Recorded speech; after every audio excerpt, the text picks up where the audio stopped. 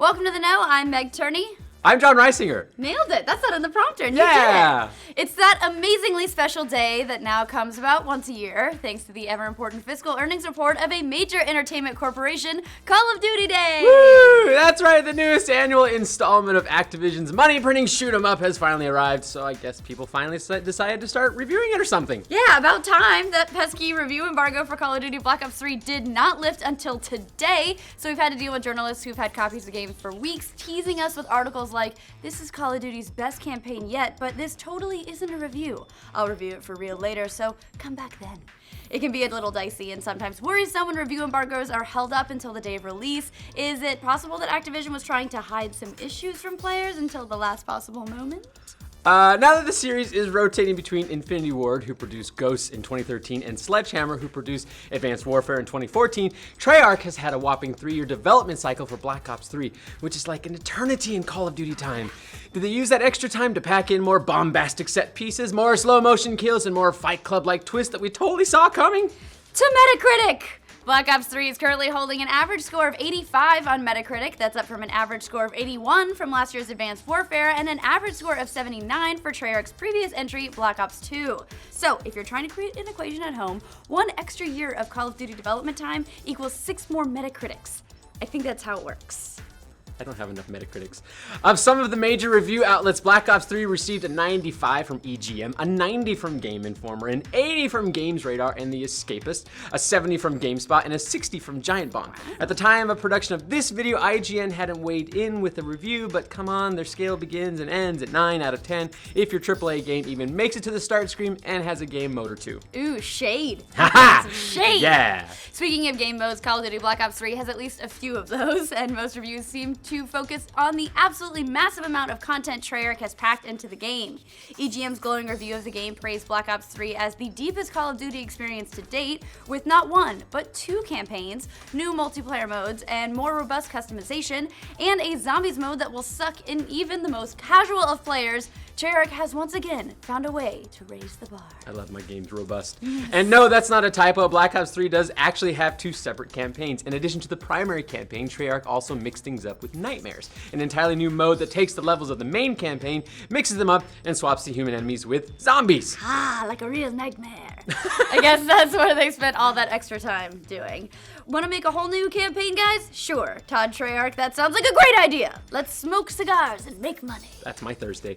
It's like the video game equivalent of 2-in-1 shampoo bottles, only with zombies. Hopefully they don't dry your hair out as bad. Yeah. Other reviewers were less than impressed with all the new content. Giant Bomb, who rated the game a 3 out of 5, complained on paper it might be the biggest Call of Duty package to date, but the devil's in the details here. And various changes made to multiplayer feel like more wheel spinning from a series that's had a little too much wheel spinning over the last few years. Black Ops 3 is a pretty even mix of positive and negatives. It's okay. While GameSpot did love all the new content, they felt that the story mode itself was underwhelming.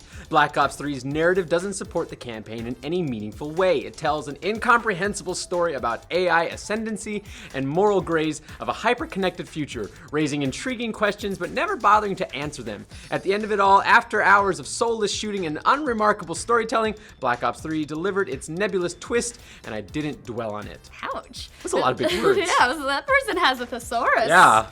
There's always one reviewer that feels like he has to judge the shooter's story like he's expecting it to be Citizen Kane, and that is this man and his thesaurus. Come on, dude, you're reviewing Call of Duty, not writing a paper for your film criticism class. Last I checked, I'm not playing Call of Duty for the intriguing narrative questions that keep me up midnight. I've got a lifetime of regrets for that. Tyler, what about you? You playing it for the intriguing narrative questions? No, I don't care about campaigns. It's about zombies and multiplayer. That's it. What about twists that don't keep you up at night? I don't care about that. Just give me zombies. If the story is what you care about, however, other reviewers found that the story went to some interesting and far out places in relation to the rest of the franchise, including hacking someone's mind and fighting memories. So how do the actual mechanics of the campaign work? One of the big features in Black Ops 3 are the cybernetic enhancements, which are basically Jedi powers. To complement this To complement this feature, Treyarch added a skill tree and progression system which allows you to choose your cybernetically enhanced abilities and customize a loadout for each mission. There's seriously a ton of customization, and for the first time in the series, you can also choose to play as a female protagonist. Tyler, are you gonna play as a lady? Yes, I am. Really? Yes. Do you think that makes you better? Like in multiplayer, do you think people will kill you less? Probably. Do you think they'll kill you more? Probably. Got that bitch. While some felt the new system doesn't always live up to its potential, it shines the most in cooperative play, which is where most of the focus of Black Ops 3 campaign is placed. Polygon writes, occasionally Black Ops 3 finds moments where the powers in co-op are really come together, finding a delicate balance between challenge and empowerment. There are glimpses of a game where all the lip service, the story pace, the crazy possibilities of cyber rigs, and the post-human soldier are realized. However, for some reviewers, this focus on co-op play did seem to unbalance the game when playing it solo. Games Radar lamented, played alone, the campaign is a grind. It doesn't feel that way when you're rolling 4 deep with your buddies, turning robots into walking fireballs, and making human combatants vomit up their breakfast with your techno-magic abilities. But when you're playing solo, it's a chore. Oh, I made him vomit again. Boring. But enough about the campaign. What about the real bread and butter of Call of Duty, the multiplayer? According to Game Informer, the bread is nice and buttery. The multiplayer is excellent and addictive, offering players a more dialed-back and controlled experience in comparison to last year's frenzy foray into future tech. The mobility options like wall running and boosting are important, but they're used to traverse certain chunks of map quickly rather than the integral pieces of every run-and-gun shootout. And since Treyarch decided to give us 8 games in one, that's not even mentioning the Smash TV style top-down shooter mode or the Lovecraftian Left 4 Dead style zombie mode that features Ron Perlman, Heather Graham, and Jeff freaking Goldblum. I know! Death finds I a love way. him. Game Informer found this mode to be the most interesting one in Black Ops 3, writing, "This mode features strong co-op elements and tons of personality, and is my favorite of everything Call of Duty Black Ops 3 has to offer." If I get to listen to Jeff Goldblum talk about zombies, then I'm basically going to be playing zombie mode on repeat. Yes, it's so cool. They're undead. I basically went part Shatner with that. Whatever. I went for it. I've been throwing money at the screen ever since I saw that he was in the game. Also, Heather Graham looking foxy. Ron Perlman. I love his voice. Maybe there'll be a sexy shirtless scene like the one in Jurassic Park. It's zombies that are trying to get in. I'm okay with instead of that. Raptors. So overall, Call of Duty Black Ops 3 offers loads of new content and twists to old gameplay with tons of replayability, especially in the form of co-op play, which might be a problem if you don't have anyone to play with. Oh, so sad, no friends. The new features may not quite add up to more than some of their parts, but thanks to new type of campaign and the interesting zombie mode, there's plenty of fun distractions, like Jeff Goldblum. Oh yeah. So what do you guys think? Is the lure of a shirtless Jeff Goldblum enough to make you sign up for another Treyarch installment of Call of Duty? Are you excited about the new content, or did you come back every year just for the multiplayer?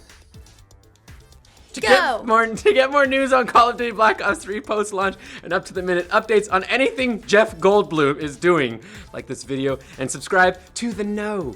We threw you a curveball at the end. We didn't did. put your color up It's there. not my color. If it's a new paragraph, you gotta just roll with it. I didn't want to step on your lines.